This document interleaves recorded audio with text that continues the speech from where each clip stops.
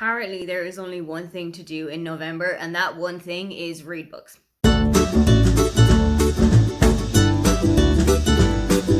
Hi, welcome, come on in. My name is Aoife, and today I am wrapping up for you everything that I read in November. I had a pretty good reading month in November.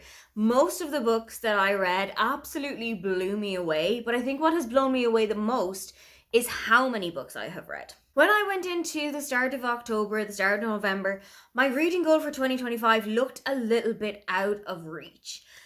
I think I am sitting in a much better position now at the end of November, start of December than I ever was back at the start of October. In November, I read 12 books and DNF'd 1. Of the 12 books that I did read, 2 of those were written for children and the other 10 were geared towards an adult audience. I did not read a single physical book this month, but I did read 5 ebooks and 7 audiobooks. All of that totaled up to 1,074 pages and 61 hours worth of audiobook listening. The genres that I read were pretty widespread. I read 5 contemporary books, 3 romances, and 1 each of classics, dystopian, mystery, and paranormal. As for the ratings, I gave 5 books 4.5 stars, 1 book got a straight up 4-star rating, 2 books had a 3.5-star rating, and 3 books had a 3-star rating. I tried to spend most of this month reading what I had on my NetGalley shelf. That didn't always go according to plan, but I do feel like the majority of the books that I read in November originated as a book that I had initially requested from NetGalley. And so the book that I DNF'd, and also this month the first chronological book that I had picked up, was Bookshops and Bonedust by Travis Baldree. I was really disappointed to not love this one because I had such a great time with Legends and Lattes. It is the perfect, comforting, cozy, this time of year book. But unfortunately, Bookshops and Bonedust did not do anything for me. It does follow Viv once again, but before the events of Legends and Lattes. So Viv is still on the battlefield, but she has just recently been injured. So she has been sent off to recuperate and to heal up again. She heads to a tiny town called Thirsk, and here she finds a bookshop, she finds a hotel to stay in, she finds a pub that she can go to in the evenings and sit in the corner with some ale and read through the books that she has been recommended. I truly just did not get into this one. It didn't sweep me up in the way that Legends and Lattes did, and I just could not visualize myself sitting in the corner of the pub in the same way that I could as sitting in the corner of the coffee shop. I know that there is a 3rd book in the series that has either just come out or is coming out quite soon, and that one is focused on a bakery. Usually I love a cooking romance. Usually I love books that are set in bakeries or in cafes. So hopefully this one is going to bring me back around a little bit, but Travis Baldree did just lose me a little bit here. On then to what I actually did finish in November. The first book that I finished was People Watching by Hannah Bonham Young. I had read Out of the Woods in September and I fell head over heels in love with it. So when I knew that People Watching was going to be coming out this year, I knew I wanted to get my hands on a copy. This is about Prue and Milo. They live in Batesville in Canada. Prue has actually grown up in the area, whereas Milo has just recently come on board. Prue's mother is suffering from dementia, and her father has been kind of pushing her to go out and to live her life and to not be kind of tied to the familial responsibility that she has here. Whereas Milo is coming to town for a family responsibility. His brother is just setting up a brewery, and everybody has been called in to be all hands on deck. Milo and Prue get to know each other, and it turns out that there is a little connection in that Prue's mother was Milo's art teacher.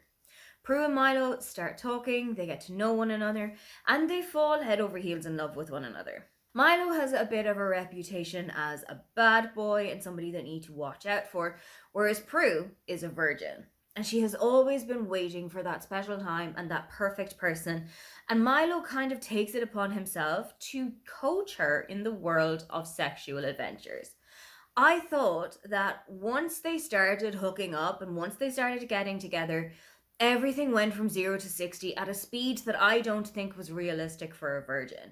I think that they went a little bit too far, too fast, and everything just kind of snowballed in a way that I wouldn't have been comfortable with.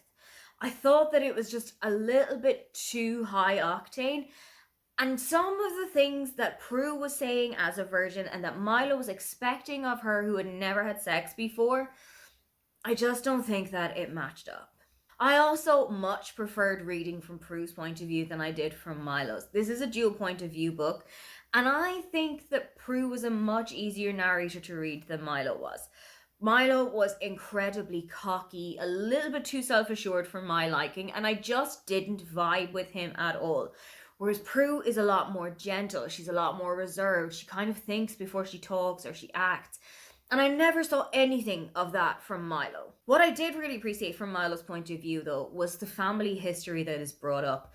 Milo was brought up by two emotionally abusive parents, and they've always tried to wheedle their way back into his life. Some of his siblings have been contacted by them at various moments in the past, but you can really tell that that relationship has been fractured beyond repair for him. And you can kind of see that in the reactions that Milo has with his siblings. That they will squabble over the smallest of things and they will blow everything up out of proportion. And I think that that might be a knock on effect from the childhoods that they had had. I know that it can be really difficult to cut a family member out of your life, and I know that there are a lot of repercussions on that about how much you will think of them and how much guilt that you have for leaving them behind and wondering whether or not you've made the right decision. I feel like that is something that was written really well here. As with quite a lot of romance books these days, there was a third act conflict in here, and I truly did not enjoy this one at all. I really didn't enjoy the reasoning behind the third act breakup, and to be quite honest with you, I was fully on Prue's side here. I felt like the whole idea behind the conflict and the whole reason for it was just criminally insane. I don't see any world where there would be any kind of thought process that would lead to the decision that brought along the third act breakup here. I truly did not enjoy it, and I could feel my eyes looking at my brain. They had rolled back in my head so far while I was reading that part of the story because it just felt so unrealistic.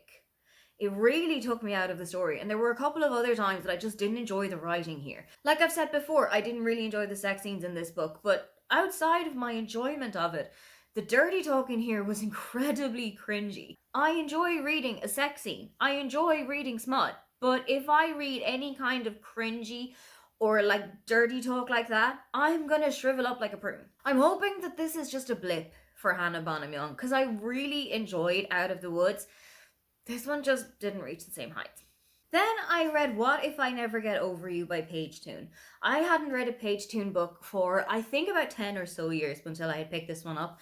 And back then, I had really enjoyed Paige Toon's writing, and I was so hopeful that that was going to be the story here too. This is about Ellie and Ash. They're about 20, 21 years old, and they meet each other while they are interrailing across Europe. They're in Lisbon, and they have 3 whirlwind days together where they get to know one another and truly fall head over heels for one another. They're going their separate ways for the next week, but they decide that after this week is over, they're going to come back to a specific square in Madrid, meet up, and continue their relationship from there. 1 week later, Ellie is found in the square in Madrid, but Ash is nowhere to be seen. She tries to get him out of her head, and she tries to move on with her life, but 6 years later, she is still thinking about him. Which is why it is a little bit confusing when Ash turns up at the huge manor house in Wales that Ellie has been brought on to work as a gardener. Ellie has just broken away from her family. They have this massive furniture emporium, but Ellie didn't want to take over any of that, so she heads out, does a botany degree, and is hired as the new gardener for this massive house in Wales. And it turns out that Ash has a pretty big connection to the family. I really wanted to enjoy this one, but it got to a certain point that I was only reading this because it would fulfill the buzzword prompt. I didn't get into this at all. There were a couple of things that just didn't work for me. I felt that the book was a little bit too long for what it actually was. If it had wrapped up maybe 50 to 75 pages earlier, or if we had gotten a couple of things shaved away from the plot that just didn't need to be in there, I thought that that would have made a bit of a difference. I also felt like there was so much miscommunication between Ellie and Ash. There were so many things that when they had been reunited, they should have brought up and they should have been talking about. But nobody opened those conversation channels. And there was so much that they were hiding from one another. I never felt a moment where I was rooting and tooting for the two of them to get back together. I honestly think that they should have just left it as it was. Something else that I found a little bit strange is how much of a huge, life changing, impactful moment Ellie has when she's about 2021, and it is never brought up again in the present moment. One of Ellie's best friends and her are no longer in contact, and you find out the reason why, and it is much more devastating than you think it could ever be. In fact, I had made a prediction in my reading journal, and then a couple of pages later found out what was actually going on, and it was like my world had turned upside down. When we go into the present day, and Ellie is now in her late 20s, there's no mention of this best friend whatsoever. There's no mention of this person who is so important to her back when she was in university that they are basically tied at the hip together. But now that she's in her late 20s, she doesn't even think about that person anymore. This might also be a very personal thing because I haven't read them and I don't plan to, but I'm finding that a lot of books these days are mentioning ACOTAR. I think that that is going to date your book so quickly. There's going to be a moment where kind of the fantasy bubble might burst or it might shrink a little bit and people just aren't reaching for those books as much as they might be right now. And I felt like such a big moment was being made about them that give this maybe 5 or 10 years, who knows if they'll still be as relevant until then. I just think that naming some big pop culture phenomenon, you're kind of rolling the dice if 10 years from now people are still going to know what you're talking about. I may have had a really great time with Page Toon back then, but I don't think I had such a great time now, and I don't think we're going to be getting to know each other again anytime soon. Because I wanted something that would emotionally devastate me, I listened to What Does It Feel Like by Sophie Kinsella. I have loved Sophie Kinsella before, and I was completely devastated to learn that she had been diagnosed with a terminal brain tumor a couple of years ago. This is Sophie's most autobiographical book yet. It follows Evie, who has a glittering career as a best-selling author and has found herself in a hospital bed. She has absolutely no idea how she has gotten there, and she cannot fathom why the doctors and why her husband are saying the words brain tumor and cancer and incurable to her. I thought that this was devastating. When you know that this is what Sophie Kinsella had gone through herself, and when you picture it, it is just truly heartbreaking.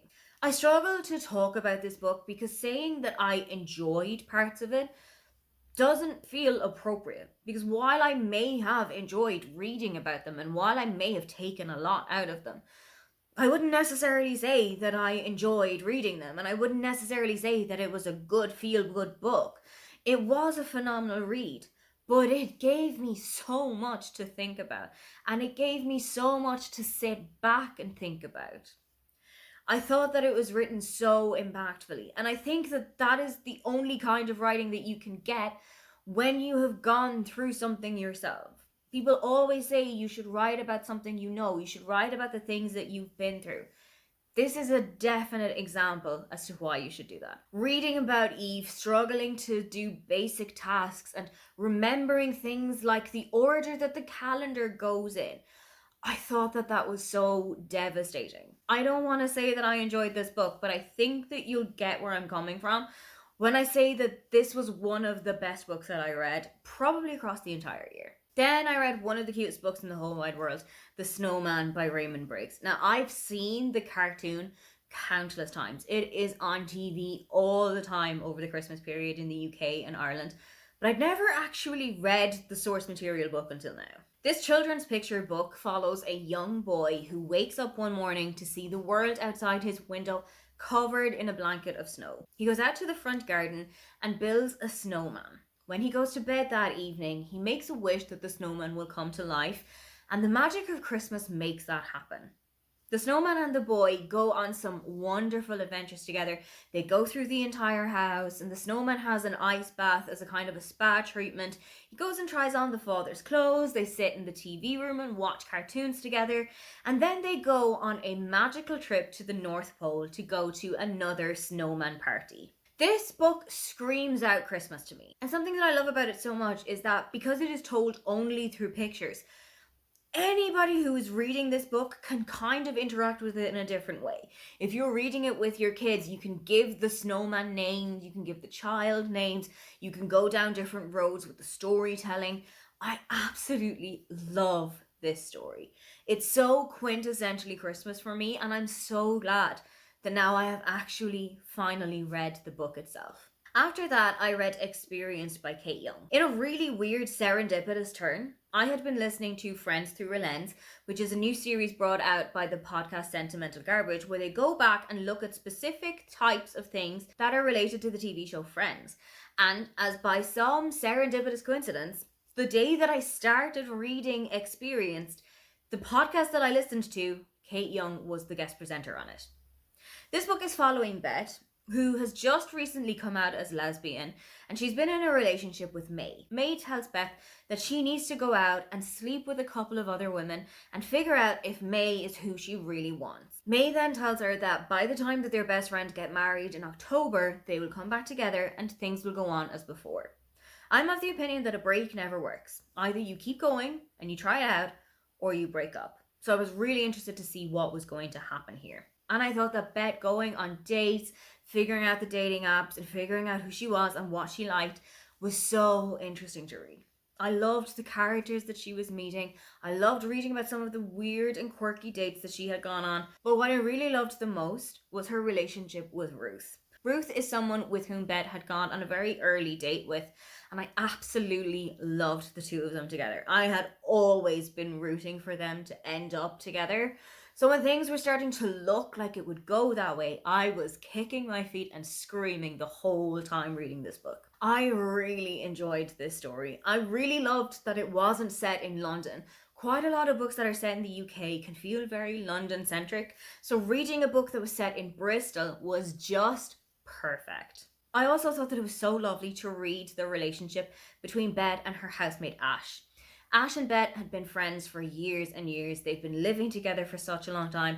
And because Ash is in a long-standing relationship, Beth is always feeling kind of at the precipice that Ash is going to turn around and tell her, okay, Tim and I want to live together here, so you're out on your arse. We need you to find somewhere to live. I felt that kind of worry and tension that Beth always had but never brought up with her. I thought that that was written so perfectly. I really enjoyed this book. I don't know if Kate Young has any more kind of fiction books that are coming out like this, but I do know that she has a couple of cookbooks that have come out previously. A lot of them are kind of focused on the meals that you would have seen on TV or on the movies and things that you can recreate in the comfort of your own home. I am definitely going to take a look and try those out, but if anything like Experienced comes out, the experience that I had with this book, I'm definitely going to go and check them out. Then I read Christmas Fling by Lindsay Kelk, and I was hoping for a great story here.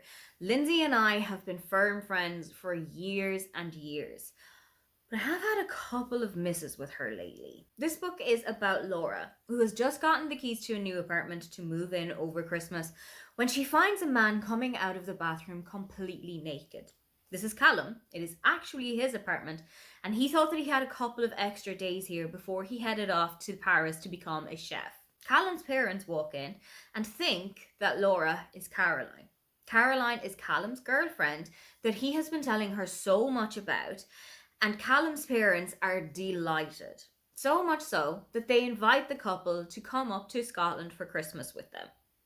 Laura hasn't really got anything else that she can plan to do for Christmas, so she throws caution to the wind and decides to come along, not as Laura, but as Caroline. When she gets there, all hell breaks loose, because it turns out that Callum has been telling a couple of white lies about who this imaginary girlfriend is.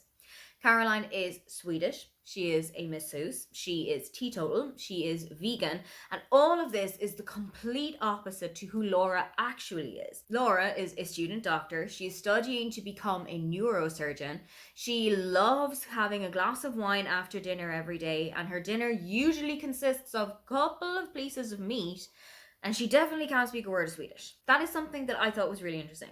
I've never read a book with a main character who is in any way in the neurosciences, and I thought that it was so interesting to read. I can't vouch very well for if it was well written or if it was well researched, but I feel like I learned a couple of things from this book. This book had all of the hijinks and the chaos of a Hallmark Christmas movie, and I think that it would actually make for a perfect Hallmark Christmas adaptation.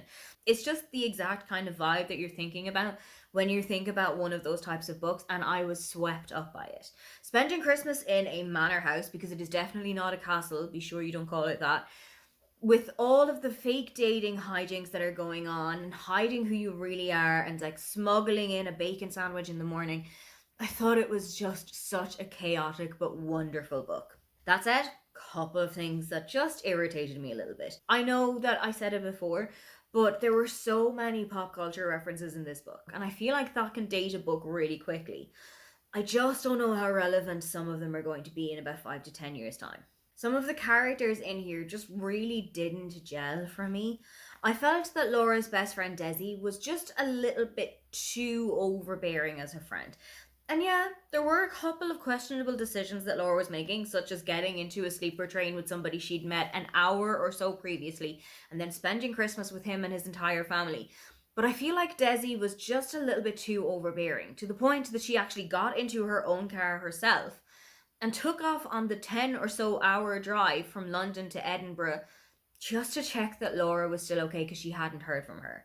I know that you can care about your friends and I know that you can be concerned about them, but I just feel like that was a little bit too far. Somebody else that I really didn't enjoy reading from was Callum's sister Elsie. Elsie kind of felt like she had been dealt the wrong hand in life because she was forced to stay on the family's farm and to take care of the animals and the running of the farm on a day-to-day situation.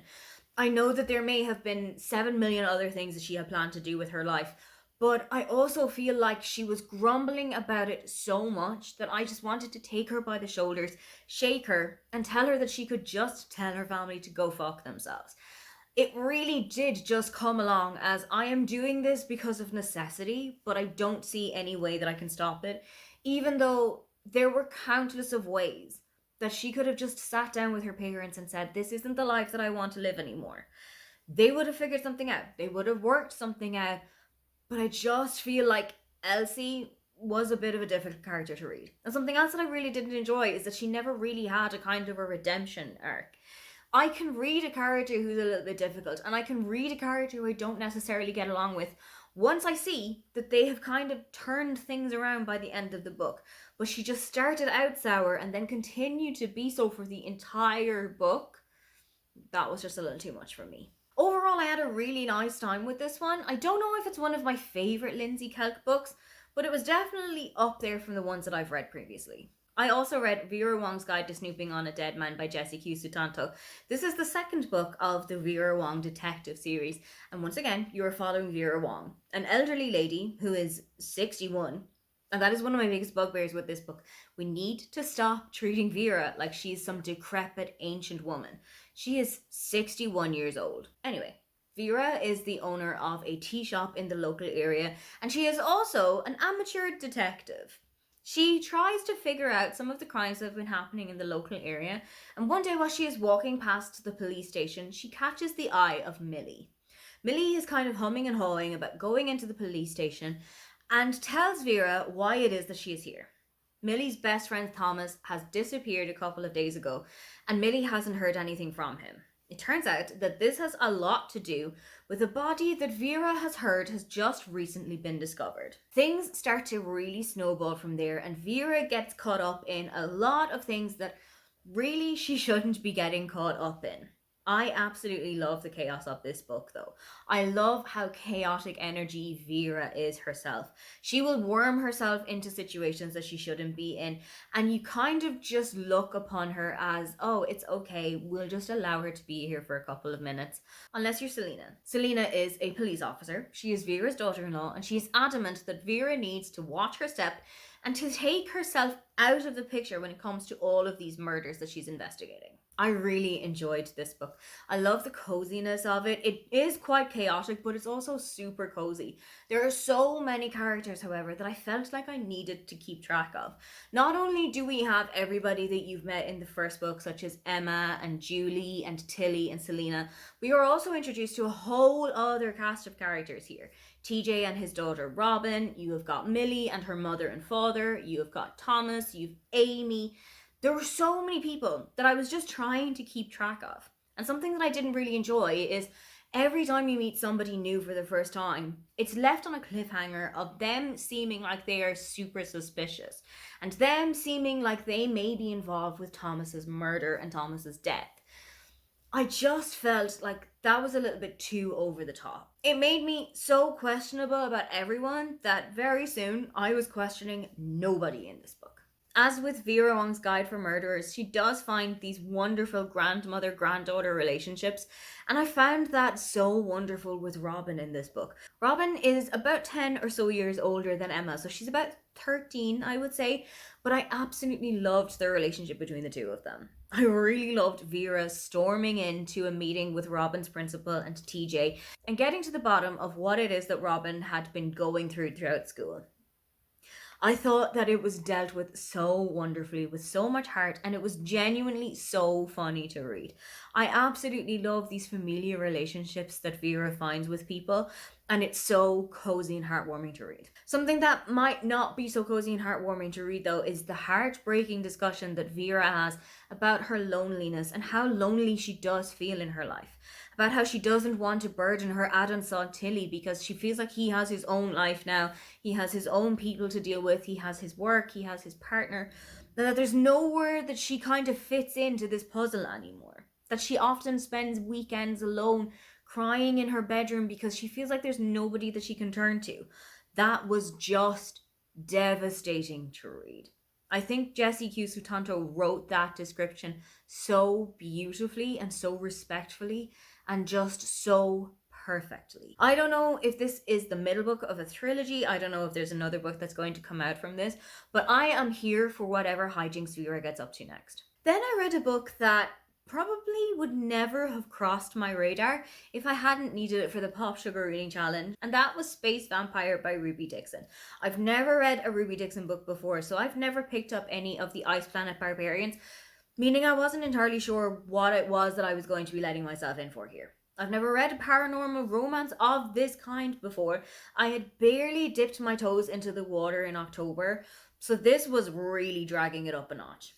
This is about Dana, who is kept as a pet on a spaceship that is traveling through space. They are going through a massive breakdown at the moment, and all of the crew of the spaceship have escaped on emergency pods. Dana is the only one left behind who now has to face the monster that everyone is fleeing from. It turns out that that monster is Vlad. Vlad is a vampire, and he is blood hungry. He has gotten a taste for Dana, and it turns out that Dana is now in danger because Vlad is ready to stop at nothing to feed his appetite. This book, to use my own phrase, exists and I read it. I am not going to go back to this one. I don't even really think anything about it after I put it down. It very much just kind of evaporated itself from my brain. The sex scene was written quite well. I thought that it was a little bit intense for what it was, and it was very much a forced proximity one as it was all taking place within this kind of emergency pod that had been left behind.